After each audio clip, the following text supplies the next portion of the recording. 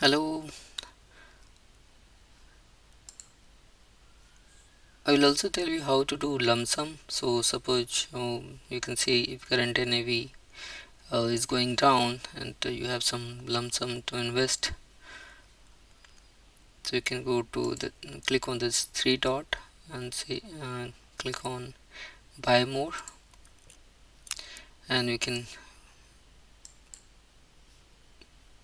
add the amount here, which you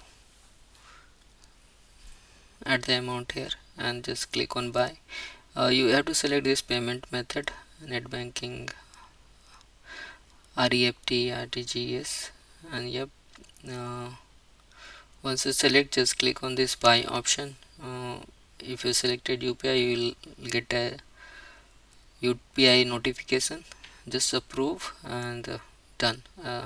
Once you got it, you can go under the order section and see it must be showing pending for some days, like T+2, and after that it will get processed and it will show under your holding.